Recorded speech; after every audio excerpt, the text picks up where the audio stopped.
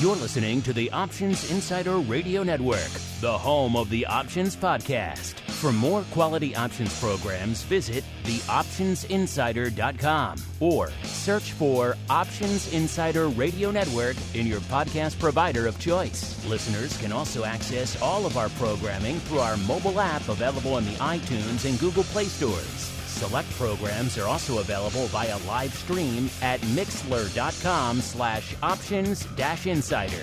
That's mixlr.com/options-insider. Don't forget to follow along with your favorite programs and submit your own questions for the hosts at twitter.com/options, stocktwits.com/options, facebook.com/theoptionsinsider, or via questions at theoptionsinsider.com.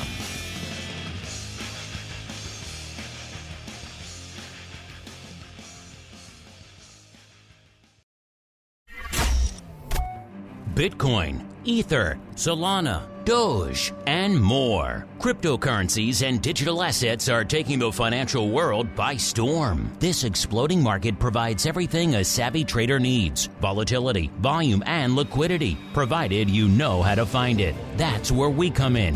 Welcome to the Crypto Rundown. Each week, we'll break down the latest trading activity, trends, and developments throughout the world's leading crypto derivatives markets. If it's moving the crypto markets, then you'll find it on the Crypto Rundown. The Crypto Rundown is brought to you by Amberdata. If you're entering the digital asset class, you'll need access to granular on-chain and market data from multiple venues to power research, trading, risk management, and compliance. Amberdata delivers comprehensive data and insights into blockchain networks, crypto markets, and decentralized finance, empowering financial institutions to apply traditional finance methods to digital assets. Amberdata eliminates the infrastructure setup, integration challenges, and maintenance headaches to access digital asset data, reducing cost and time to market to enter the digital asset class. Learn more and download their digital asset data guide at www.amberdata.io. Now it's time to dive into the exploding world of crypto derivatives.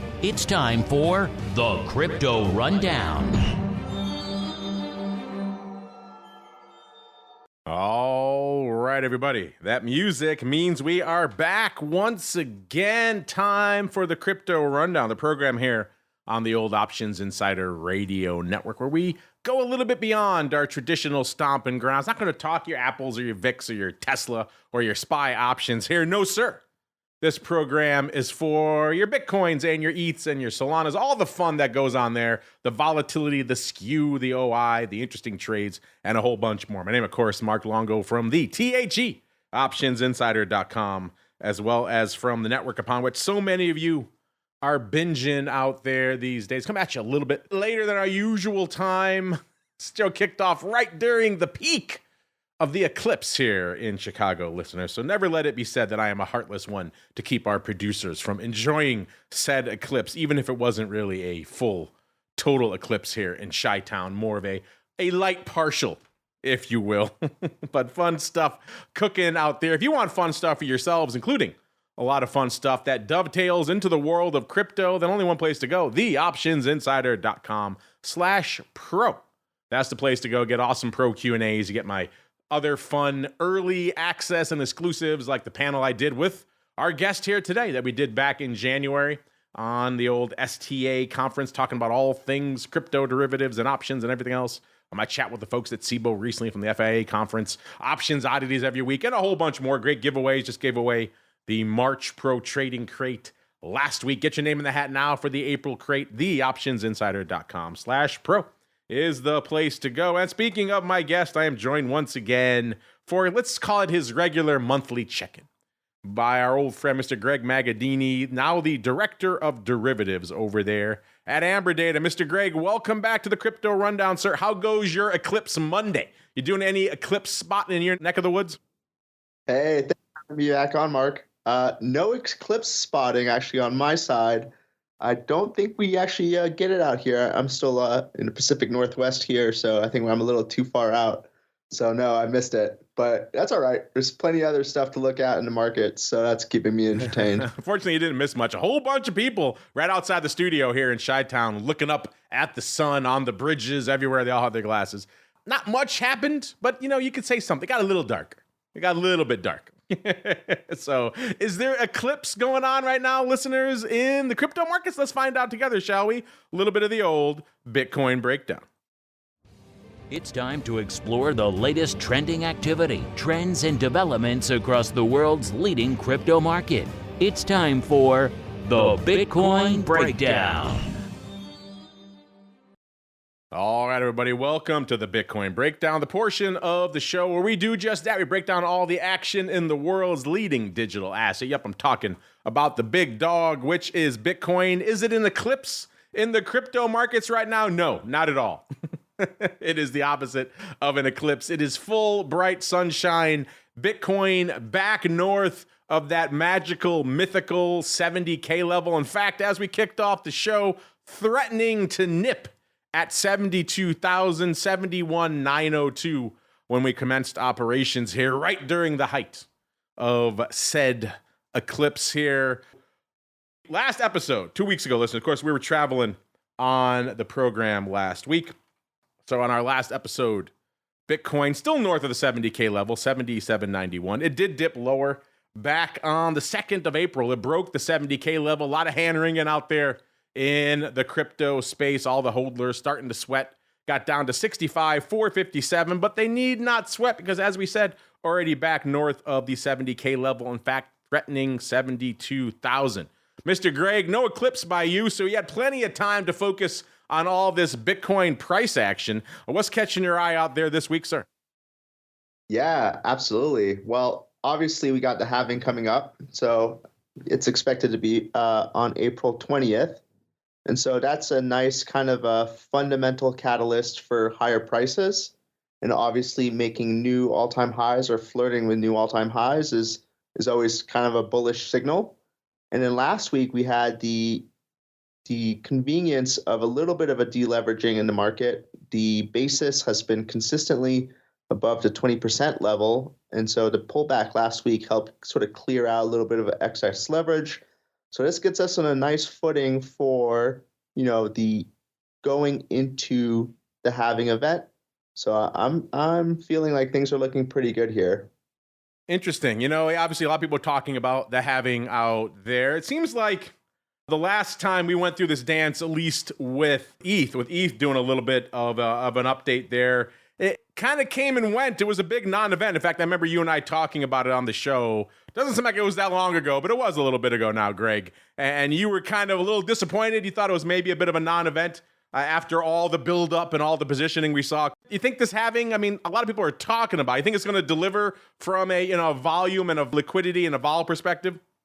No, I don't think it will deliver. I think that's the consistent theme in crypto vol events is that the implied prices in a lot of potential juice and then the realized fails to materialize. So I think from a volatility perspective, we're actually seeing some pricing in options. We're seeing vol being priced around the 75 handle, whereas realized, this is maybe with the exception of today, we'll see how the next few days play out, but is kind of trading around 62. So there's definitely a little bit of a variance risk premium being priced in. Historically speaking, the vol events seem to disappoint. But from a spot drift perspective, I definitely think we could see sort of a controlled move higher or a move higher period that just fails to meet the vol expectations, but on a spot basis, on a get long and make money on the delta, I think that could actually perform. If I look over the past 3 halving cycles, the January to December performance is about an average of 200%. And so that puts us on target for, call it $92,000 by the end of the year for Bitcoin. I think the market anticipates a little bit more juice than that. But from a drift perspective, yeah, this is pretty bullish. And so that's kind of how I'm thinking about it. Intriguing stuff. By the way, it was all the way back in September of 2022. We were talking about there was the ETH merge at the time, Greg. It doesn't seem like it was that long ago, but about a year and a half ago now. Time flies in the crypto markets. Mr. Greg. There was a lot of positioning going into that, a lot of hand wringing, and then it kind of was a bit of a whimper. We'll see if the Bitcoin halving can deliver out here, listeners. From a vol perspective right now, like I said, we had a little bit of a range out there, about 6,000 handles over the course of the past couple of weeks. So vol managing to stay firm. Remember, if you want to see all this data for yourselves, you know where to go. Amberdata.io, the place to go to kick the tires and light the fires. We really do only just scratch the surface of all the data. It's only really a 1 hour max show at the end of the day. We could probably spend 3 hours digging into all of the gamma profiles and all that fun stuff. But kick the tires for yourselves. Amberdata.io, the place to go, listeners. If you did that, you would see firing up the vol. Let's start near dated as we are wont to do and work our way out. 7-day vol, again, a lot of gamma baked in there too, but a lot of people like to hang out near dated these days. 0 DTE, all the rage. So who are we to look askance at that on the show? 7-day vol right now, listeners, at about a 72 even. That's a wee bit frothier than it was this time on our last episode. We were a little bit shy of a 69, about a 68 and 2/3. So getting a little bit juicier out there, which again, as Greg alluded to, the halving is nigh. It's coming up in just a few weeks now. So some of that obviously attributing to a little bit of this froth, a little bit of this juice. Also the fact that we are still managing to whip around the 70K level, also contributing to that as well. Let's go out to a more standardized vol metric, though. Let's go out 30 days. That's where a lot of the products you know and love, like VIX, they tend to line up around that 30-day vol metric. On our last show was a 76. Coming into this show, pretty much unched, about a 75.5. So not a heck of a lot of evolution on the 30-day vol front. And if we go a little bit farther out, we got 6 months, listeners, which is an eternity in most products these days. Most products are all about the weeklies, maybe front month if you're lucky. 6 months, an eternity. If you do that in Bitcoin, you get up to about 79 right now, which is actually down about 2 points. It was an 81 on the show this time last week. Greg, anything catching your eye out there on the Bitcoin vol front this week? Yeah, absolutely. So kind of just what I was touching on before, if I look at the term structure, really for the April 26th event, I see a forward vol of about 77. But again, if I look at the realized picture, I'm seeing 30-day realized about 67. So that's about a 10-point differential. I think there's really interesting structures to be done there. Whether you're talking about some sort of like broken wing fly or something like that, where you kind of have some upside if we kind of drift higher and sort of the out of the money options can kind of decay quicker than Delta can move up. And if you're looking at sort of structuring something using, the futures basis, whether on CME or some of the offshore exchanges, you still have a pretty elevated basis here. So if I'm looking at like the 90-day basis, I'm seeing about a 22% yield, whereas just yesterday or over the weekend, we're about 15 to 16% yield. So really this rally is pumping up this basis again. And if we looked at sort of trading the basis through the spot ETF decision, well, pre-decision, call it around October to November, really kind of tail end of Q4, the basis was trading at about 6 or 7%. And then right into the decision or the week before the decision, the basis rallied as high as 20. And then post-decision, call it mid-Jan, we're back down to 9 or 8%. So I really think we could see that type of activity come in to the market as well, where you have the basis rally into halving, and then as the event passes, not only does implied vol deflate, but then the futures basis kind of deflates as well. So that's pretty interesting for sort of selling those out of the money options and owning something closer to the money or closer at the money against it. So much going on in the world of crypto derivatives these days. Of course, we just had, as you mentioned, the ETF approval. Seems like a lifetime ago, Greg. It was only January. And then everyone's still waiting with bated breath for the options on those ETFs. Haven't really materialized yet. SEC still a little bit skittish for whatever reason about approving those. Then, of course, we have the halving coming up. So a lot of events to drive some action out here right now. Let's see what's being reflected in the skew, shall we? Let's remember the skew kind of showing us how the options market is lining up in terms of what they're looking forward to, what they're afraid of, what they're pricing in going forward out here. Let's start again 7 days and move our way out. 7-day skew last show. almost a positive 2, about 1 3/4. So pretty much a whole bunch of nothing for the most part. Not a heck of a lot of premium in either direction, or a discount for that matter. This show a little bit juicier, about exactly a point, 2 3/4. So again, modestly bullish, but again, all things considered, not a heck of a lot of bias in one direction or the other. Let's go out 30 days and see if we can find any more insight, shall we? And last show we were at a positive 3.5. Coming into the show, a whopping 3.25. So pretty much unchanged there as well. If you go a little bit farther out, though, go out about 6 months, things look a little bit different out there. Obviously, things traditionally, I mean, outside of the depths of crypto winter, most of the time you're going to see a long-term bullish bias to products like Bitcoin, and that's reflected in the skew. You're going to see a bias to the upside going out longer term. And that is the case again right now, even though it has come in a little bit. It was positive 6.25 this time. Last show, coming in and started the show today, about 4.25. So still frothy, still looking a little bit to the upside, but not quite, shall we say, as juicy to the upside as it was on our last episode. Greg, anything catching your eye out there this week from an overall skew perspective out there in Bitcoins? Yeah, so really, if you look at the April 26th skew, you definitely see the call wing being bid. What's really interesting is you can overlay the ETH skew and the Bitcoin skew and really look at that differential. And so if I look at April 26th, the call wing in Bitcoin is very elevated, whereas the put wing in ETH is actually elevated. But if we go a little bit farther out to say June 28th or September expiration, they're really kind of neck and neck and everything's perfectly aligned really nicely. So what that's really telling me is we really see sort of the call wing being priced in here into the halving event. And so, again, I think there's really interesting trades to do against that flow. And I'm going to throw you a curveball here, Greg, 'cause I was just talking about how we really just scratched the surface on all the cool tools you guys have to offer over there. We talk a lot of skew, we talk a lot of vol, because those are the big dogs. That's what people want to hear. But if you had to dig a little bit deeper, if you had to say, here's a cool tool we have cooking over here that we don't really talk about on the show, but you think would be useful for the folks, at least on the Bitcoin front right now, sir, what jumps to the top of mind for you?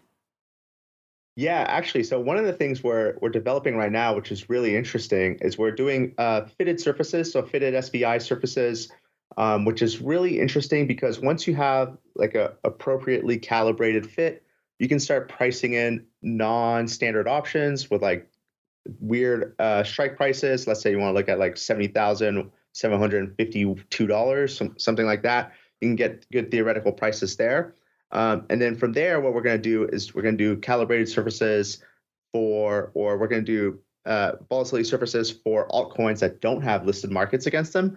And that gives us a really good idea of, how are the dynamics of an individual altcoin being priced. So what is sort of the risk neutral probability density distribution, and then converted that into options. Now you can get a really good idea of how those things would theoretically be priced. And so I'm very hopeful that the DeFi options world is going to be the pioneer of trading a lot of altcoin optionality that you can't find anywhere else. So that's something that we're working on, and I think is really interesting. And so we'll have that online pretty soon. Fascinating stuff. Listeners, we need a 3-hour show, Greg, and then we can get into all this stuff in a lot more detail. Instead, let's keep on rolling. Let's go out to some of the other products you folks like to sling out there. Actually, before we get there really quickly, let's take a quick pit stop in over there at the OI, see what's open for size out there on Deribit. And the answer is most of it's coming in. Obviously, we're recording this pretty much a week into April. We all know what happens in the crypto space, particularly with ETH, but it also obviously impacts Bitcoin as well. And that is once a quarterly rolls off the board after expiration, it takes a metric ton of OI with it. And that's pretty much the case right now in the Bitcoin options over there on Deribit. The calls are down to only 163,000 open. That's down a whopping 43,000 from our last show. The puts down to 79,000. That's down 39,000 from our last show. So again, we talked about it before. I won't belabor it on the show this week. A crypto loves a quarterly, and that is reflected out here in the OI, end of the year in particular as well. We see a lot of OI really roll off the board with these expiration. We'll get to that more a little bit when we get to ETH. Right now, let's get out some of the other products you folks like to sling. Bitto, a popular one, 31.5 when we're kicking off the show. That actually puts it down about 3/4 of a point where it was on our last show. The ADV also coming in as well. It seems like maybe a little bit of that dip below 70K in Bitcoin maybe cooled some of the enthusiasm for some of these products, at least from an options perspective, because that ADV still frothy, still 114,000. It's way higher than when it was 20,000 not that long ago, but it's also down 24,000 contracts a day from our last show. Today, beating that though, so maybe going to move back in the other direction. 131,000 contracts on the tape out there in Bitto land. In terms of vol, the 30-day vol is at about an 88, up 7 points. So still managing to remain frothy. Not a lot of products out there that can threaten a 90 from a 30-day vol perspective. Listen to some of our other shows, listeners, like This Week in Futures Options. You'll hear us run the gamut from metals to fixed income to FX to equities to ags. Not many products really outside of crypto and a little bit of energy that can really threaten these types of vol levels out here. So still impressive stuff out here. And in terms of size, you know it's open for size in Bitto right now. 104,000 of the Jan 30s. They love their long-term upside in Bitto. They have for quite some time. 73,000 of the Jan 35s. You know my thought on those. Not my favorite, especially when something pays as hefty of a dividend as Bitto does to just load up on the out-of-the-money options, because obviously you're missing out on all of that juice. But clearly, if the underlying is exploding, you'll still do well at the end of the day. Let's get out to one of our other favorites out here, Mara. Then we'll get Greg's thoughts on all this. He usually has a couple other fun products we can throw into the mix as well. Mara was at an 18.25 when we kicked off the show, down 3.25 points. Man, if you want a product that has been delivering on the vol front, Mara's been all over the place over the last couple of months. 15 up to almost 30, back down to almost 15 again. Right now, 18.25, down 3.25 points from our last show. So Mara just whipsawing all over the place. The ADV also coming in quite a bit as well. It was over 400,000 on our last show. It's down to 296 right now. That's down 136,000 contracts a day. That's a lot of paper to go away, listeners. I mean, a lot of products don't do that in a week, and Mara giving that up in a day. So interesting stuff. Today doesn't seem like they're going to get there. Only 186,000 contracts on the tape. So maybe, I don't know, are we past peak Mara at this point, at least from an options perspective? I never want to say never with this product because this thing whipsaws all over the place. The big position out there right now on the options front are the April 30s. These go away, standard monthly expiration, so they'll go away in about a couple of weeks, listeners. So April 30s, again, we're at 18.25 right now. So 30 seems like perhaps a bit of a bridge too far. But if you want a little bit more time, number two, there are 23,000 of the June 30. So if past is prologue, people are probably buying those. And June expiration 30 handle, probably a little bit more doable than April. But a lot to unpack. Greg, what are your thoughts on our old favorites, Bitto and Mara, that a lot of our listeners like to sling in their options account? And then I know you like some of maybe the leveraged BitX. What else is catching your eye out there? Yeah, well, I'm right with you on the Bitto. You know, those out-of-money options, there's really that dampening effect on the Bitto price through that dividend and through the contango. So let's not forget that basis, which is currently around 20% annualized, is definitely affecting the Bitto contract. So there's a lot of bleed to Bitto just naturally. And then if you want to compound that bleed, go out into BitX, and now you have the 2x Bitto plus the, always dropping from a higher denominator than rallying from a lower denominator effect, which all the 2x and 3x ETFs display. So that's something to kind of keep in mind. Mara is really interesting. I still don't have the inspiration to really dig into Mara, but I always wonder with these miners, the halving effect definitely affects their revenue because the blocks that they win will have just a half the amount of Bitcoin awarded. And so I kind of wonder how that'll affect. Like obviously, the halving is bullish for Bitcoin, but Bitcoin really needs to rally substantially to sort of offset the lower block reward in terms of revenue for miners. So there actually might be some underperformance in Mara from those types of effects. But that's a fundamental point that I'm not an expert on, but it's definitely something worth exploring for those trading that. Yeah, Mara's a bit of a funky one. Obviously, other things driving it, not just the price of Bitcoin, which adds to the fun factor, I suppose, Greg, for some folks, maybe adds to the intimidation for some other people out there as well. By the way, while you were talking, I just looked up the most recent dividend payouts for Bitto. This is now a $31.50 stock or ETF. They paid 72 cents in March, Greg, and a whopping $1.14 this April for the dividend. You're talking nearly $2 in dividends just in the last month and a half. So if you're not capturing that, listeners, you're missing out on a lot. The annualized dividend yield is nearly 50%. So yeah, it's a hard thing to just load up on the out of the money calls in a product like this for that specific reason. But intriguing stuff nonetheless. Speaking of intriguing stuff, let's see if we can find some more as we explore the altcoin universe. It's time to move beyond Bitcoin and find out what's moving the rest of the crypto marketplace. It's time to boldly venture into the altcoin universe. All right, everybody, let's do it. Let's dive into the altcoin universe. Man, this top 10 by market cap, you could just do a whole show on this every week, quite frankly. There's enough evolution going on out there. And it seems like we have that going on again this week, listeners. My goodness, just evolution, especially at the bottom half of the top 10. We've seen Doge flipping around. We've seen Avalanche. We've seen Tron. This week, forget all of those with the exception of Doge. Spoiler alert. Doge looking a little bit frothier out there, but we'll get there. We'll get there in a second. Coming in at number 10 this week, listeners, a newcomer, at least for as long as we've been crunching these numbers in the top 10. This is Toncoin, ticker symbol TON. It was at 6.25 when we ran this data up. I should say 21.6 billion worth of market cap. So we are definitely leaping up here in terms of how much it costs to break into the top 10. Used to be not that long ago, 7, 8, less than 10 billion was enough to break into the top 10. Now it costs you 21, almost 22 billion. Shows you how times have changed in the crypto market. Number 9 is our old friend Cardano, 21.8 billion. Number 8, yep, clinging once again to the number 8 spot. It is Doge, listeners, 29.4 billion. Number 7, USD coin, 32.6 billion. Number 6, our old friend XRP. Can it get out of its own way? Spoiler alert, not really this week, listeners. 34.3 billion. Number 5, it's Solana, 80.6 billion. I got a feeling we'll come back to that one in a little bit. Number 4, it's BNB, 88 billion, pretty much exactly. Number 3, it's Tether, because of course it is, 107 billion. Number 2, it's ETH, 441. And the big dog this week, Bitcoin, 1.41 trillion. I almost said billion. It's easy for me to say. Trillion worth of market cap out there, listeners. Man, how the mighty have rallied out there. Let's see if that also applies to our old friend ETH. And the answer is kinda.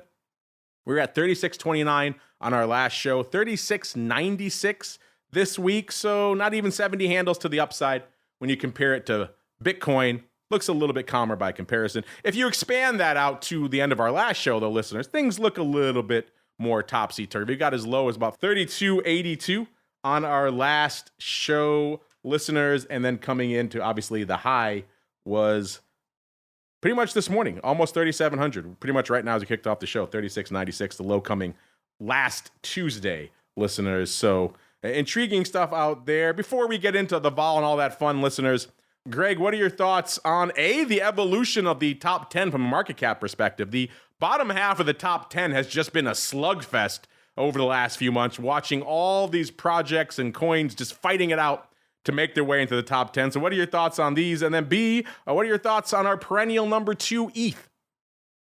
Yeah, so as far as the top 10, I still think Dogecoin has some surprises up its sleeve. TON, ADA, Shiba Inu, which I guess is not top 10, but it's right there fighting it out all the time. I'm just kind of think, I don't know, they're kind of trash coins. I'm not super interested in following them. For Ethereum though, I think Ethereum's got some really interesting things. So in my mind, Ethereum has the same value proposition in terms of the supply dynamics. So obviously Bitcoin halving is reducing the supply issuance rate. Ethereum actually currently has a flat to negative issuance rate since EIP 1559 came into play, and there's a burn for each transaction. Then we have the ETF, like the spot ETF dynamics. So I think right now the market is soured around a May 31st ETF approval for ETH, but that's okay. I mean, we get the rejection and kind of revisit this later. There is an open question around whether ETH is a security. I think that's still kind of up in the air from the SEC's perspective. I think that is definitely weighing down on prices. But assuming that ETH is not a security, and it's sort of like the foundational settlement layer for all the L2s and all the DeFi projects built on top of that. And now we're having L3s. I actually think the supply dynamics for Ethereum and the reasons why we're bullish Bitcoin are even more so true for Ethereum. And if I look at the CME open interest for the ETH contract, it's still relatively small and stable and smaller than Binance, whereas Bitcoin open interest for a CME contract has surpassed any other offshore exchange. And so I think the US market or the US institutional side hasn't actually started buying ETH yet. And so we're actually, once we get past sort of the Bitcoin narrative of halving, the next sort of headline events are going to be around Ethereum.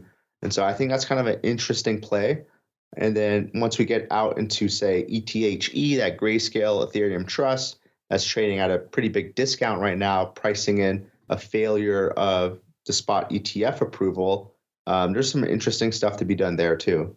So no Toncoin for you in your personal wallet there, Greg. No. Which, if you're curious, listener, stands for the Open Network for Crypto Ninjas, what they say. It's designed by the folks who's like behind Telegram, rocketing its way into the top 10 this week. Again, that's why you got to at least pay tangential attention to that top 10, listeners, because it is moving all over the place, even if you don't love it. Intriguing stuff nonetheless. Let's get out to see what's intriguing in the land of ETH from a vol perspective. ETH looking a little bit frothier than it was this time on our last show. 7-day vol, 71.5 on our last episode, 76 today. So looking a little bit firmer. Is that the case as we go a little bit farther out? The answer is yes. 74.75 on the 30-day vol last episode, 77.5 this week. So rallying there nearly 3 points. Going out 6 months, different story, 80.5 on our last show, and exactly 80.5 again this week. So no real evolution there. Let's go out to the skew front, see what the options are pricing in. Are they buying what Greg is selling here? That after the Bitcoin halving, we're going to see a lot of action out here in ETH. Well, let's find out. We wouldn't see that in the 7-day skew, listeners, which probably explains why it's pretty much treading water. It was 2.5 to the upside on our last show, 3.5 this week. So I guess you can call it slightly more biased to the upside, but at the end of the day, not a heck of a lot. 30-day skew, similar. It was pretty much flat on our show 2 weeks ago. This week coming in about 2 2/3. So moving slightly to the upside. Again, nothing crazy out there. And going out a little bit farther, a little bit longer term, actually coming in again. We have positive 6.5 on our last show. This week, positive 4.5. So a little bit of evolution on the longer term ETH skew front, which is kind of interesting. As I alluded to earlier, as we get out there to Deribit, we saw just an annihilation of open interest on the ETH front. 1.6 million calls surviving on Deribit right now. That's down almost a million, almost 900,000, about 860,000 from our last show. So that's quite the cut off the top. That's losing a limb out there. Puts, same deal, 670,000 puts remaining. That's down a whopping 520,000 from this time on our last show. So yeah, they are coming for ETH options, and they took a lot of them with them post-March expiration. Greg, anything catching your eye out there from a vol or from an overall skew perspective in ETH this week, sir? Yeah, so just kind of back to the concept of the spot ETF approval. The ETHE Grayscale Trust right now is trading at about a 23% discount, whereas the futures basis is still trading at about a 20% premium.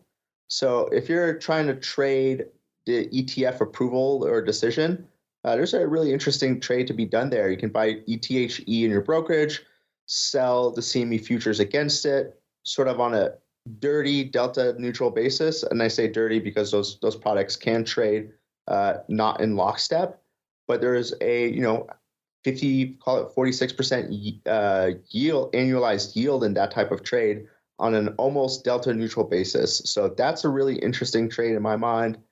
On just kind of the pure vol perspective, again, the short-term ETH put skew, at least as of this morning, I think today was kind of a crazy day, was trading at a premium. So I think that's pretty interesting to see that out of lockstep with Bitcoin. Theoretically, those assets are so highly correlated that Bitcoin and ETH should have pretty similar skew profiles. So when they diverge, there's interesting trades to be done there. And then lastly, I do think, the Bitcoin halving is sort of a sell the news event, but I like to think of it as a potential rotate into the alts event. So once Bitcoin halving is behind us, really, as I alluded to earlier, the dynamics for Ethereum become sort of the headline event. The ETH Bitcoin ratio is at sort of multi-year lows right now, trading about 0.05%. So I think there's definitely the potential of a rotation back into Ethereum, bringing that ratio back to the 0.06, 0.07, 0.08 range, which really puts Ethereum back testing the all-time highs of about $5,000. So I think there's some interesting stuff to be done there as well. You're not the first person to come on recently and talk about the ETH trust and maybe some of that discount going the way of the dodo if these things are approved. So you're right. That is kind of an intriguing play. The ETH trust of Grayscale, kind of the lesser heralded of the two. Everyone knows about the Grayscale Bitcoin trust. Not as many maybe know about the ETH trust, but intriguing discount to be had there. People have also been coming on lately, Greg, talking about ETH Classic again. I can't recall the last time we really talked about ETH Classic on this network, and yet all of a sudden over the last few months, people have been coming on talking up ETH Classic again. Are you intrigued by ETH Classic again, as the way some of our other guests are, or have you kind of moved past that? No, in my mind, some of these altcoins, they're like options themselves. So there's definitely good money to be made if you're someone following this stuff and really deep in the weeds and the discords and understanding, who's building what and things like that. For me personally, if there's no options on it, I'm just not really that interested in it. So I think people can make money in ETH Classic. From my perspective, it's not something that I'm trading, paying attention to, or holding in any way. All right, let's keep on rolling to a product. Maybe some of you are, probably more of you are holding now than did at the beginning of the year. This is Solana. This thing's been on the rampage, coming back a little bit this week. It was 192.10 on our last show, pretty much 181.10 this show, so down about 11 handles since our last episode. As you pointed out on our last show, and as Greg pointed out on his last appearance here on the program, starting to see some Solana start to trickle in over there on Deribit again, which means, hey, guess what? We can crunch some numbers on it again, which is always fun. If you're wondering how much paper is open in Solana options right now, it's not a ton, but it's getting there again. 20,500 calls open right now. That's against 10,400 puts. So a roughly 2-to-1 calls over puts ratio, which is about what we see in a lot of the other products out there these days as well. If you're wondering what's the vol in Solana, it's going to be juicy. It's going to be frothy. It was a 118. This is, again, the 7-day vol. That's pretty much all the data we can pull on it right now because it hasn't really been trading for that long again over there on Deribit. 7-day vol was at nearly a 120 on our last show. Has come down to about a 98 on the start of this show. And skew-wise, 7-day skew, it was pretty much a positive 9 out there, which puts it unched from where it was this time on our last show out there. So intriguing stuff. By the way, if you're wondering, I mentioned the OI. If you're wondering what the size position is in Solana options right now, looks like it's the 220 calls. Remember I said we were at about a 181 and change when we kicked off the show this week. The 220 calls, there's a little over 2,000, almost 2,200 of those open right now. So that is the largest open position in Solana options right now, which is also interesting. 220, not that long ago, would have seemed like a laughable strike, and now fast forward a few months, and it does seem like it's within spitting distance. Greg, I know on your last appearance, you said you were starting to pay more attention to Solana again as they were starting to get some OI and some volume over there on Deribit. Anything catching your eye out there in the world of Solana these days, sir? Yeah, so Solana has really been sort of the high flyer in terms of altcoins year to date. And if I look at the volatility, I kind of see just kind of a slow grind recently from about 150 down to 100. So obviously that's kind of the biggest altcoin vol that we've seen it's the biggest vol play out there in terms of absolute level of vol. So I think there's definitely, the potential for Solana to be high flying once again. There's a little bit of a fundamental headwind for Solana as transactions are failing a lot. The network still seems to go down. So that's kind of on the con side. But on the pro side, it's really, we're seeing a lot of airdrops and new projects rebuilding on Solana. And so if there's any sort of like mass adoption in terms of developer power and projects coming online, well, I could definitely see it sort of re-threaten the ETH throne, which means a lot higher prices. And to catch up, it has to do so pretty quickly. And to do that, there has to be a lot of upside vol. So there's definitely some plays to be done out there in terms of upside vol on Solana versus related peers such as Ethereum. I think that's pretty interesting. And vol is at kind of a recent low, so to speak, where in mid-March we saw it as 150, and today we're about, call it 95-ish for the 30-day. So that's kind of interesting to me. Wow, Solana coming for the ETH throne, maybe. It's got a ways to go to get there. But yeah, that could certainly be a game changer out there in the crypto markets. Might be a fun question of the week for our listeners too, Greg. You think Solana can eventually vie for the number 2 spot? Maybe, who knows, maybe even the number 1 spot overall out there in the crypto space. Hit us up, let us know, listeners, as we run down some other altcoin out here this week. XRP, like we said, still struggling to get out of its own way. It was 65 cents on the last show, 62.5 cents. So giving up another couple of cents. That's pretty much the story of XRP from time immemorial. Can't get out of its own way.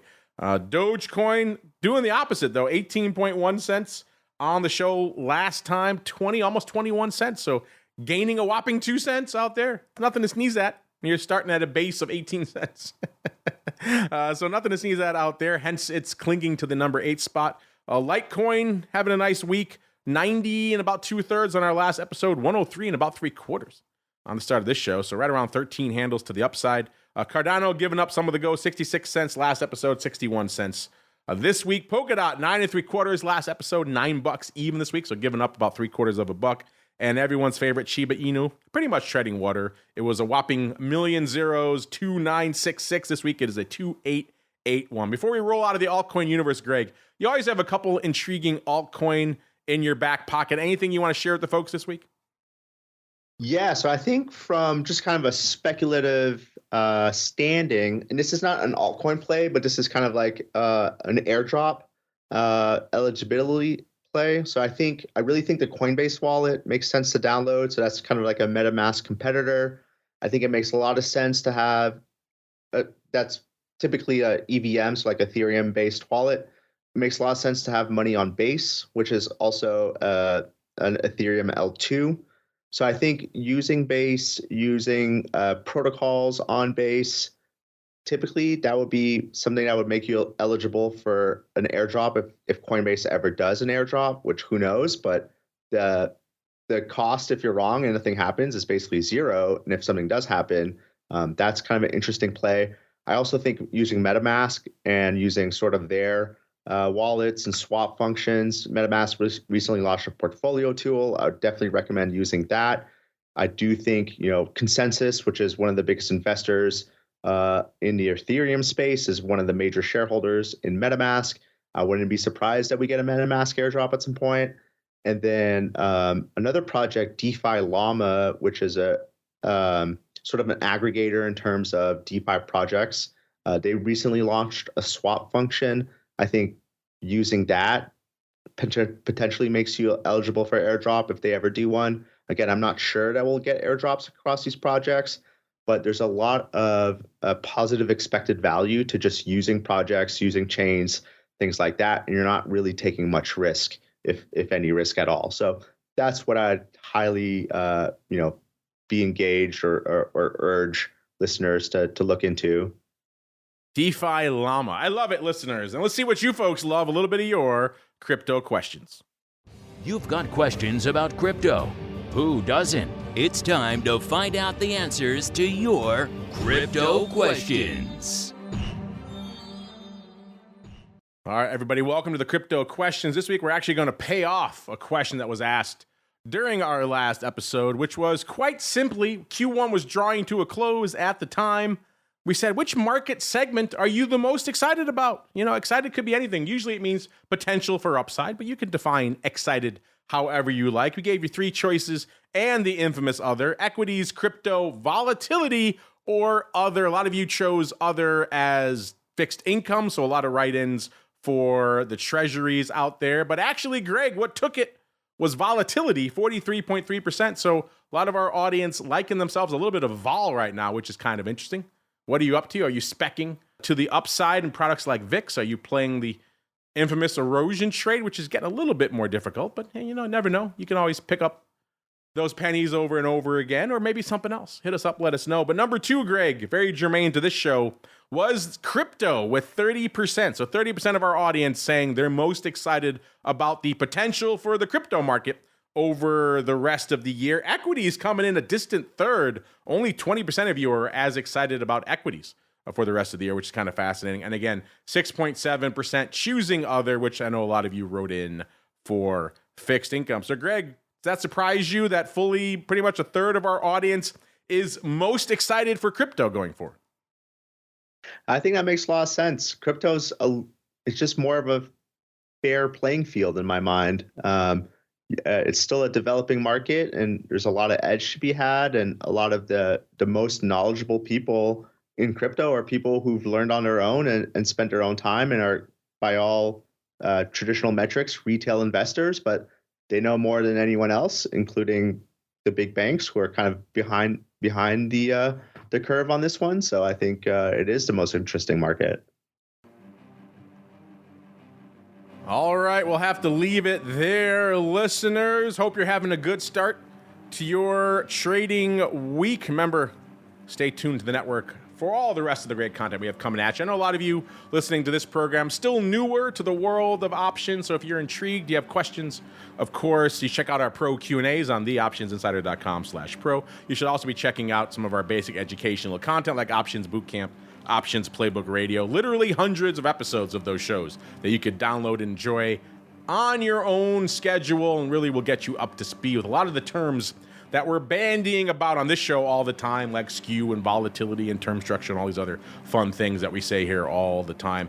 And then, of course, make sure you check out all the other stuff you like. Volatility. Greg has been on our Volatility View show. It's always a popular one. We go deep into the world of volatility there. A lot of fun stuff to be found there, as well as I've mentioned on this show a number of times, This Week in Futures Options. That's the only other show on the network where really crypto pops in on a regular basis, because it is still a volatility leader amongst all the products over there at CME Group, even if it isn't really a volume leader yet, but intriguing stuff nonetheless. Greg, if folks are intrigued, they want to kick the tires and light the fires over there at Amberdata, where should they go? What should they do? Yeah, absolutely. Well, come to pro.amberdata.io to check out a bunch of charts and see how vol is lining up and things like that. If you want to learn a little bit about the weekly wrap-up that we publish every week, what's going on in crypto and crypto vol, you can go to substack.amberdata.com.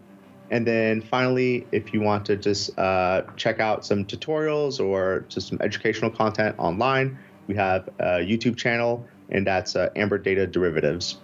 There you go, listeners. Kick the tires and light the fires over there at Amberdata. Again, we just scratched the surface on all the data that's coming down the pike over there. That is going to do it for the Crypto Rundown. Back with our usual array of content throughout the rest of the week until we're back again next Monday. Another episode of the Crypto Rundown. Stay safe out there, everybody. The Crypto Rundown is brought to you by Amberdata. If you're entering the digital asset class, you'll need access to granular on-chain and market data from multiple venues to power research, trading, risk management, and compliance. Amberdata delivers comprehensive data and insights into blockchain networks, crypto markets, and decentralized finance, empowering financial institutions to apply traditional finance methods to digital assets. Amberdata eliminates the infrastructure setup, integration challenges, and maintenance headaches to access digital asset data, reducing cost and time to market to enter the digital asset class. Learn more and download their digital asset data guide at www.amberdata.io.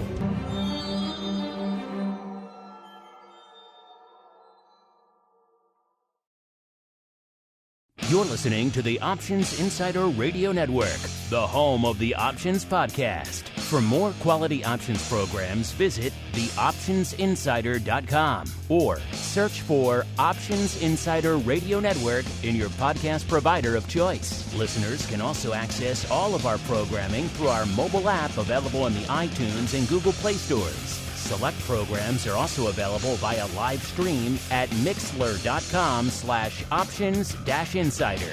That's mixlr.com/options-insider. Don't forget to follow along with your favorite programs and submit your own questions for the hosts at twitter.com/options, stocktwits.com/options, facebook.com/theoptionsinsider, or via questions@theoptionsinsider.com.